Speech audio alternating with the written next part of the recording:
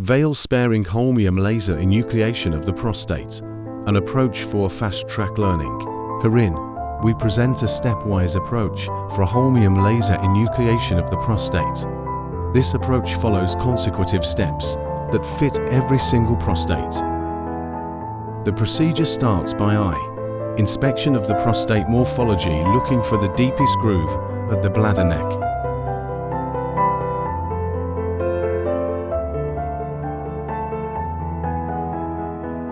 The second eye, incision of the prostate with direct laser contact from the bladder neck to just lateral to the Veru Montanum, following the apical bulge.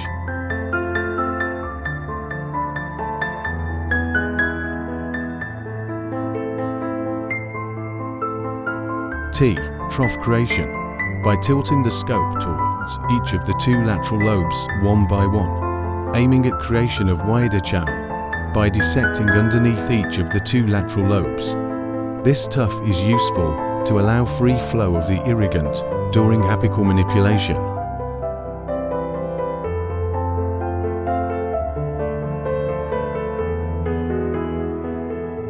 P.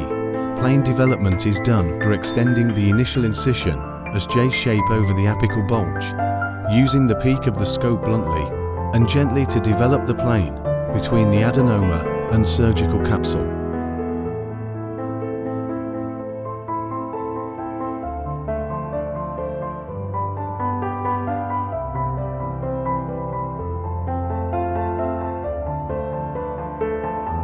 Apico-lateral dissection, by flipping the scope 180 degrees up, so the laser fiber is pointing at 12 o'clock position. Then the plane between the prostate adenoma and capsule is dissected both sharply and bluntly by gentle hugging of the adenoma. The dissection continues till 10 o'clock position.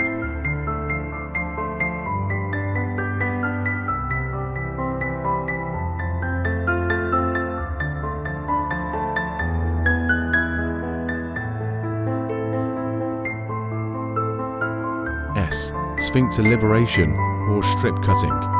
This step is done while the laser fiber is pointing at 12 o'clock position.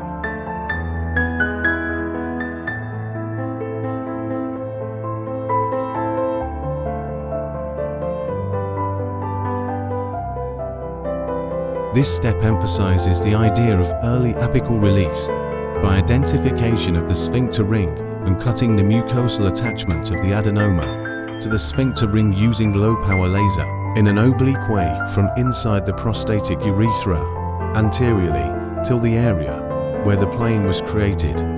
This step aims at maintaining a mucosal veil covering the sphincter ring with complete release of the adenoma from the sphincter.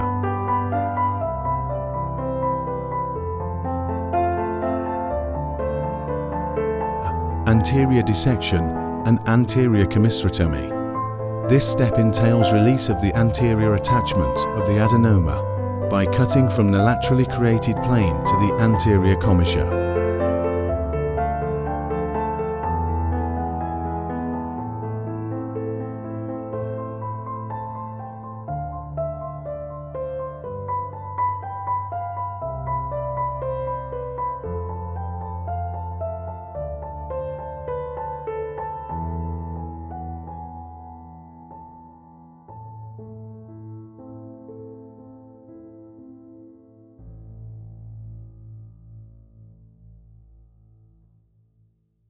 Bladder neck dissection by cutting from 12 o'clock position laterally to 10 o'clock position.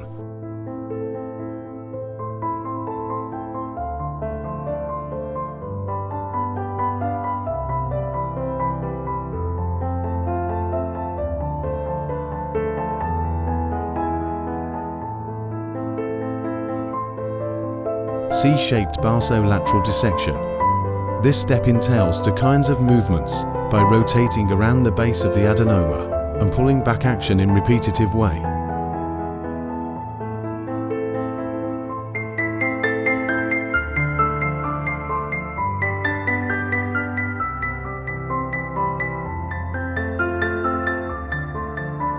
The same action is repeated till the base of the adenoma is dissected to the level that ureteric orifice could be visualized.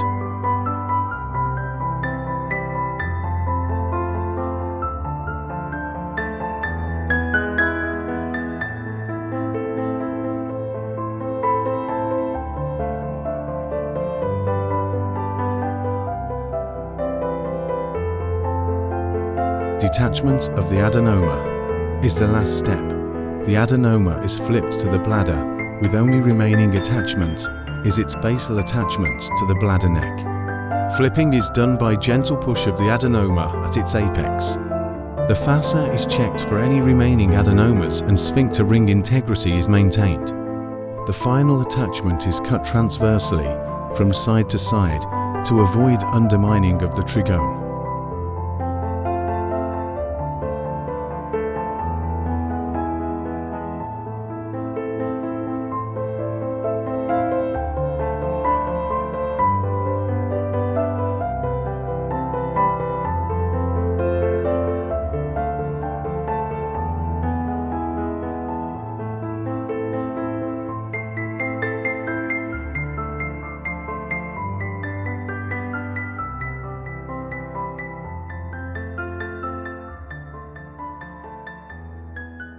Same steps are repeated for the contralateral lobe, starting by incision in front of the veru. The procedure is concluded by morcellation of the intravesical adenomas